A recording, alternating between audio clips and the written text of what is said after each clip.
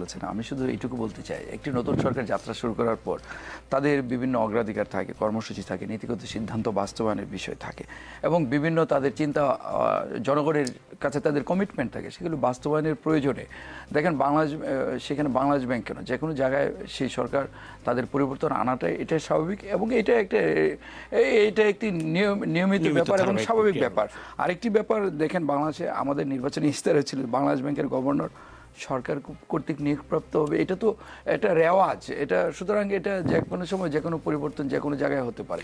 এটা আর হলো উনি যাকে বলছেন যে একজন গার্মেন্টস ব্যবসায়ী ইত্যাদি ইত্যাদি, আসলে আমরা আসলে ব্যক্তিগত আক্রমণে না যাই, আসলে সবাইকে সম্মান করি। আসলে সম্মত যাত্রা শুরু করেছেন, উনি যদি ভালো কাজ করেন তাহলে আমরা প্রশংসা করি, আর যদি কোনো ভালো কাজ করতে না পারেন উনি ওনার দায় নিয়ে বিদায় নেবেন এবং তখন সমালোচনাটা করতে পারেন। এবং প্রধানমন্ত্রীও সেটি স্পষ্ট করেছেন, বিশেষ করে মন্ত্রীদের দিকে তার 6 মাস উনি বলেছেন।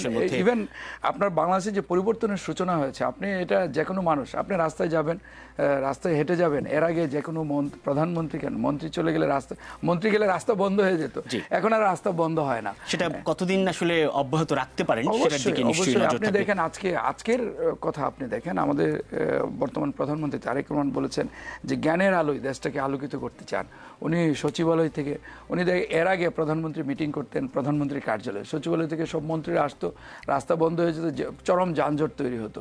উনি প্রথমে সিদ্ধান্তটা নিয়েছেন এবং মন্ত্রিসভার সেই বৈঠক হবে আপনার সচিবালয়ে, উনি চলে যাবেন এখানে। আজকে আপনি দেখেন, আজকের ঘটনা দেখেন, উসমানী আজকে 21 পদক বিতরণ হলো, উনি সচিবালয় থেকে হেঁটে চলে গেলেন এবং ওনারা আপনি দেখবেন যে বহরে সেই শত শত লোকও নেই, নিঃসন্দেহে নতুন যাত্রা এবং পরিবর্তনের যাত্রা। আপনি বিশ্বাস রাখতে পারেন আমাদের নেতা তারেক রহমান যেন আরেক জিয়াউর রহমান, বাংলাদেশটা বদলে দিবেন, উনি দুর্নীতি রোধ করবেন এবং এই দেশটিকে সামনের দিকে একটি পরিবর্তনের যাত্রা শুরু করেছেন।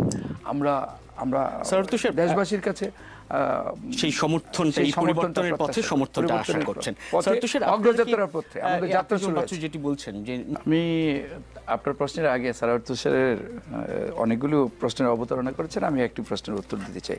ঋণ খেলাপির বিষয়ে বিএনপি ঋণ খেলাপিদেরকে মনোনয়ন দিয়েছে এবং 62%। এই তথ্য উপাত্ত উনি কোথায় পেলেন আমার জানা নেই। এটা না, টিআইবি রিপোর্ট কখনোই বিএনপি 62% ঋণ খেলাপি, এই তথ্য টিআইবি রিপোর্টের কোথাও কোনো ওয়েবসাইটে কোথাও নেই।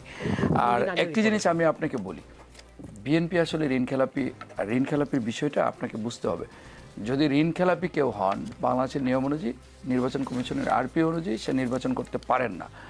তো আর আমি